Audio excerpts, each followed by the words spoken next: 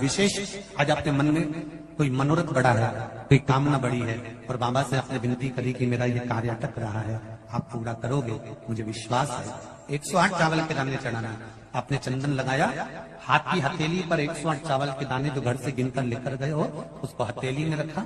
एक एक चावल का दाना नहीं चढ़ाया, हथेली में रखकर जो विशेष कामना 108 अक्षत के दाने हाथ में हो और आपकी कामना कर कर जिस कार्य के लिए आपने बाबा को आज स्पर्श किया है, हाथ में लेकर जहां आपने चंदन लगाया है उसी जगह पर हथेली से बाबा को चंदन वाले स्थान पर उस 108 चावल के दाने को रख देना चाहिए, छोड़ दे। और ध्यान रखें मेरी बेटियां, ध्यान रखें मेरे बेटा, जिस दिन तुम्हारा मन करे उस दिन घर में पार्थिव शिवलिंग का निर्माण कर लिया। जिस दिन तुम्हारा दिल कर जाए कि आज मेरा मन है मैं पार्थिव शिवलिंग बनाऊं, गमले में से मट्टी लो, खेत में से मट्टी लो, जहां से मट्टी ले सकते हो। घर के बाहर कोई गमला हो, बगीचा हो, शहरों में जमीन पर कहां मट्टी ढूंढने जाओगे, तुम्हारे जो गमले लगे रहते हैं उसमें से मट्टी ले लो, पर छोटा सा पार्थिव शिवलिंग का निर्माण करो। तुमने पार्थिव शिवलिंग बनाया, जलाधारी बनाई, 3 आखा चावल, 3 अक्षर आखा चावल जानते हो, साबुदाना आखा चावल, 3 चावल के दाने, एक गणेश जी की जगह, एक अशोक सुंदरी की जगह, एक षडानंद कार्तिकेय जी की जगह, 3 चावल, 3 दुर्वा, एक गणेश जी की जगह, एक अशोक सुंदरी की जगह, एक षडानंद कार्तिकेय जी की जगह, 3 बेलपत्र।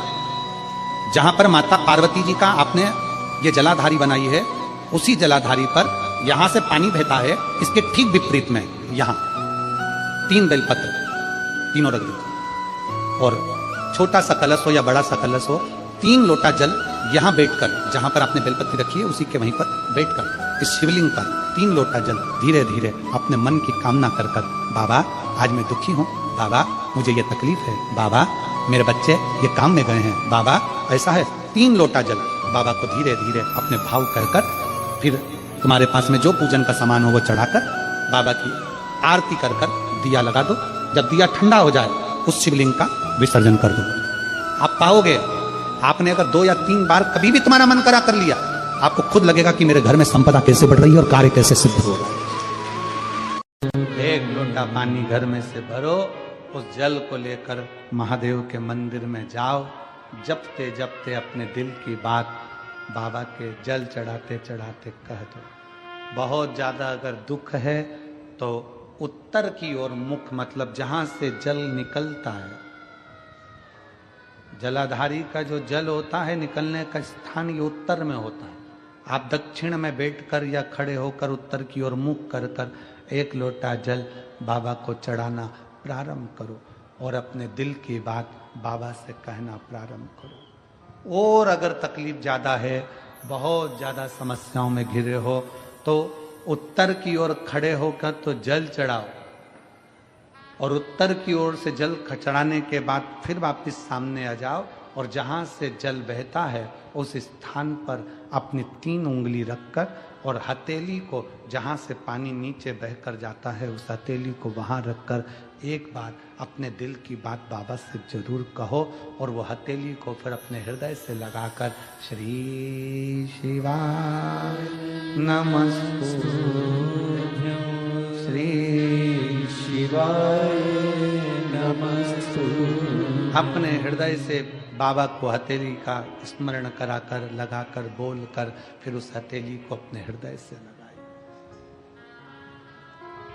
विश्वास करता है मेरा बाबा 3 महीने भी नहीं लगने देगा और जल्दी से वो कार्य सफल कर, 3 महीने भी नहीं लगने देगा। अब इसमें क्या लगा आपका? केवल 1 लोटा, क्या लगा आपका? 1 लोटा।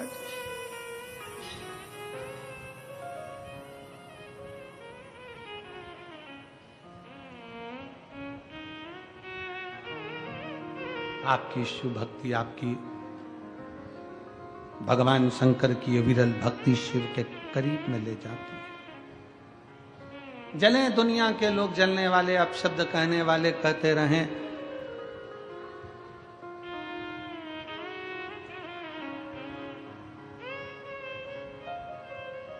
उनका काम है जलना, उनका काम है अपशब्द कहना, कहते रहेंगे।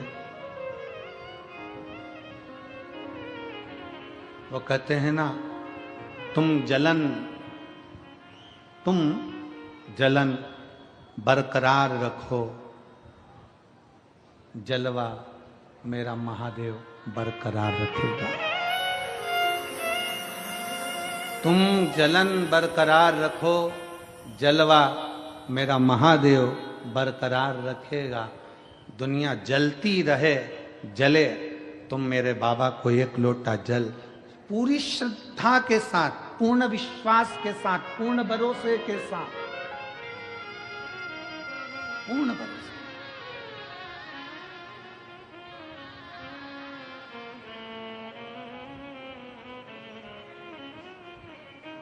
एक से पहले गले की माला उतार कर अपने पलंग पर रख ली।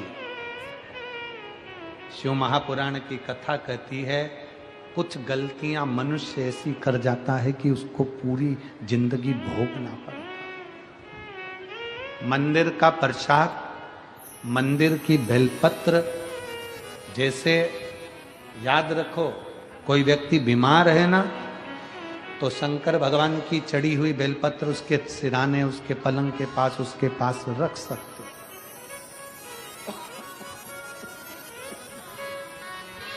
मना नहीं।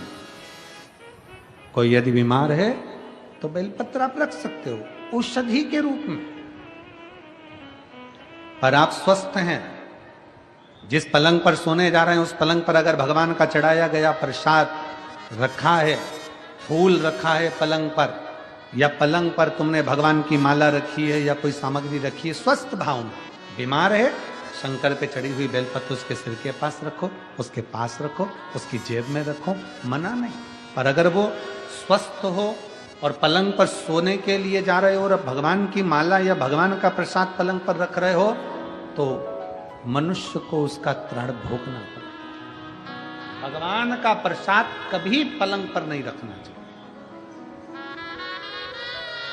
भगवान पर चढ़ी हुई सामग्री, भगवान पर चढ़ी हुई बेलपत्र हो, पुष्प हो, वो कभी पलंग पर ना रखें। हाँ, बीमार है, चढ़ी हुई आप रखो बेलपत्र औषधि के रूप में कि मेरा बाबा, मेरा शंकर आया।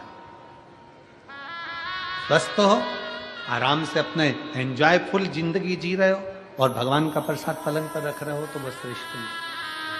दक्ष प्रजापति ने मां जगत जननी की माला को अपने पलंग पर रख लिया। आखिरी में दुर्वासा बाबा को मालूम पड़ा तो उन्होंने कह दिया, दक्ष तूने ये ठीक नहीं करा, तेरा गला कटेगा, पूरा तेरा राज्य नष्ट हो, विध्वंस होगा यज्ञ।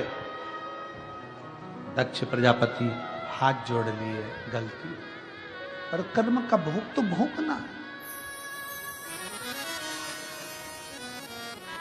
कर्म गति बड़ी विचित्र है, कर्म का भोग तो भोगना।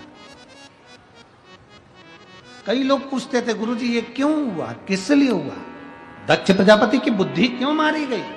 क्या विचारा गया जो दक्ष प्रजापति ने अपने ही दामाद को अपशब्द कर दिया, शंकर की निंदा कर दी, शंकर भगवान को अपशब्द कर दिया? क्योंकि उस माला का बड़ा महत्व है। पूजन की माला हो, पूजन की सामग्री हो, पूजन का सामान हो, उसको अपने शयन कक्ष के पलंग पर, अपने पलंग पर जिस पे तुम सोते हो उस पर ना रखिए, उस पर ना। श्री शिवाय नमस्तुभ्यम। दर्शकों, हर हर महादेव। स्वागत है आपका अपने YouTube चैनल में। इस वीडियो में आपको पूजनीय पंडित जी बहुत ही विशेष उपाय बताए हैं। आप इस उपाय को जरूर करें और जो भी भाई बहन चैनल पर पहली बार आए हैं, चैनल को जरूर